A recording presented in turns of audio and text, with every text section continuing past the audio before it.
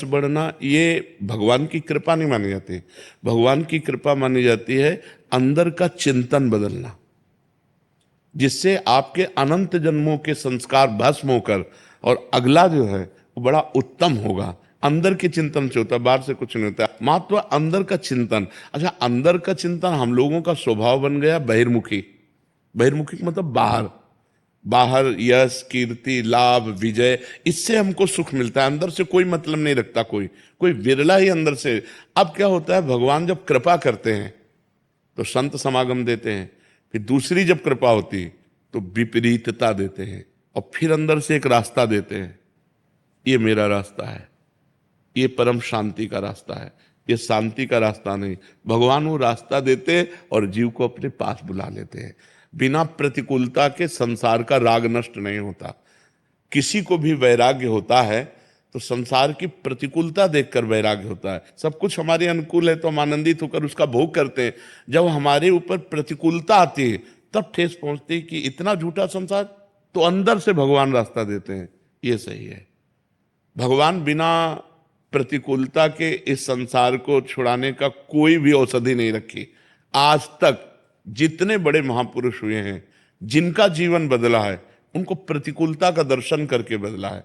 तो कभी प्रतिकूलता आए तो उस समय आनंदित हो कि मेरे ऊपर अब भगवान की कृपा हो रही है, कि मुझे सतमार्ग में चलने की प्रेरणा मिल रही है। अगर सतमार्ग छूटा हो, ये सब तो एक सेकंड के लिए आप विचार कीजिए। अब अपना सुधार कर लो, अपने जीवन को सत्य में ले आओ, तो अगला जो होगा वो बहुत जोर का होगा। चाहे जन्म हो तो श्रीवान कुलवान धनवान वैभव संपन्न ऐसे, और भक्ति की अनुकूलता, भक्ति की अनुकूलता। खास बात श्रीवान धनवान कुलवान नहीं, खास बात भक्ति की अनुकूलता। अगर इस जन्म में भगवत प्राप्ति नहीं हुई तो भगवान श्री कृष्ण ने गीता में कहा है कि मेरे भक्त का नाश नहीं होता, मैं कुलवान धनवान श्रीवानों के कुल में जन्म देता हूं और फिर पुनः भक्ति का माहौल देता हूं, और पूर्व का जो भजन छूटा हुआ हो वहीं से उसको। अब बिल्कुल ऐसे ही रहो जैसे रह रहे हो, बिल्कुल संसारिक बन करके रहो, लेकिन अंदर का चिंतन आपका बदल जाए। अंदर के चिंतन में आपकी यश की भावना न रह जाए, अंदर के चिंतन में आपको धन बढ़ाने की भावना न रह जाए। अंदर का चिंतन हो जाए, प्रभु बहुत जन्म व्यतीत हो गए, अब एक बार आपसे मिलना चाहती हूँ, एक बार आपसे मिलना चाहते हैं प्रभु, मुझे आप चाहिए, अब संसार नहीं। तो बात बन जाएगी, तो बात बन जाएगी। तो इसलिए आनंद पूर्वक भगवान का नाम जप करो, बिल्कुल चिंता मत करो। बाबा, क्या नाम जप से हो जाएगा? पूरा, ये हम अपने जीवन का अनुभव बताते हैं। सांख्य योग और अष्टांग योग और कर्म योग और भक्ति योग, चारों योगों में प्रवेश रहा है। पहले हम सन्यासी रहे हैं 20 वर्ष, 20 वर्ष सन्यासी रहे काशी विश्वनाथ जी। तो हम सांख्य योग, अष्टांग योग, जो अष्टांग योग है ना, अष्टांग योग कर्म योग, इन तीनों को अच्छी प्रकार जान करके और फिर भक्ति योग में आए हैं। स्वयं भगवान शंकर से बढ़कर कोई ज्ञानी तो नहीं ना, सनकादि से बढ़कर कोई ज्ञानी नहीं। वो हरिशरणम हरिशरणम सनकादि हर समय जपते रहते हैं। भगवान शिव राम राम राम राम राम राम जपते रहते हैं। हम वृंदावनवासी प्रिया प्रीतम के उपासी, तो जो राम में राह है वही राह है, जो धा है ये रस देने वाली वस्तु है। तो हम राधा राधा राधा राधा, मतलब आप ये समझो कि हमारी इतनी तार्किक बुद्धि रही, हमारी श्रद्धालु बुद्धि नहीं रही। सन्यासी की जो बुद्धि होती है वो तर्क प्रधान होती, कसौटी पर कसने पर। तो हम केवल भावुकता में राधा राधा का प्रचार नहीं कह रहे कि हमने सुना और ऐसे ग्रंथों में पढ़ा और ऐसे कह रहे, स्वयं स्वाद लेके कह रहे और विश्वास के साथ कह रहे कि यदि आप राधा राधा जपते हो तो इसी जन्म में भगवत प्राप्ति हो जाएगी, इसी जन्म में। जैसे किसी से कहा जाए कि तुम सत्य बोलो, मंदिर में चढ़ के बोलो, तो हम मंदिर में नहीं, हम वृंदावन में बैठे हैं। करोड़ों मंदिर इसकी समानता नहीं कर सकते, भगवान का परम धाम है।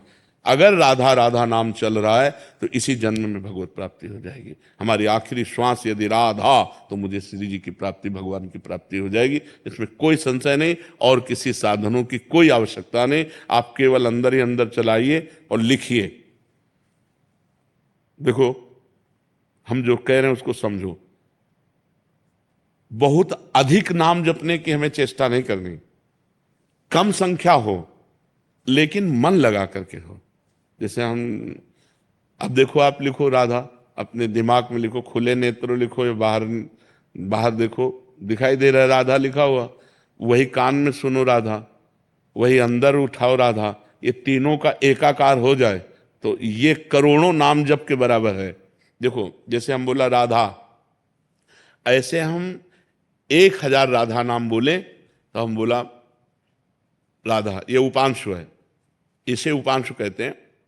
राधा राधा राधा राधा 1,000 बार, ये उपांशु हुआ। अब ये ऐसे उपांशु हम 10,000 बार जप करें, अंदर देखते हुए बोले राधा, उपांशु 10,000 बार नाम जप करने का फल एक बार मानसिक में है। इतना बड़ा फल है ये। ऐसे राधा राधा राधा चल रहा है, नेत्रों से हम उसे देख रहे हैं, कानों से उसे सुन रहे हैं। आप देखना कि अगर मन भगेगा तो आप लिख नहीं पाओगे राधा नाम, अगर लिख रहे हो तो मन भगेगा नहीं। तो चाहे 10 बार लिखो, 100 बार लिखो, लेकिन एक अभ्यास बनाओ ऐसा कि कुछ समय शांति से स्नान आदि करके बैठ गए और राधा राधा लिख रहे हैं, उसी का चिंतन कर रहे हैं। इसे अपना जीवन बना लो, फिर आप परिणाम में खुद देख लेना। कोई घाटे का सौदा तो है नहीं। ठीक है, ये सखी को दे दे, ठाकुर शिव जी की है। ये खूब आनंदित रहो, नाम जप करते रहो, प्रसन्न।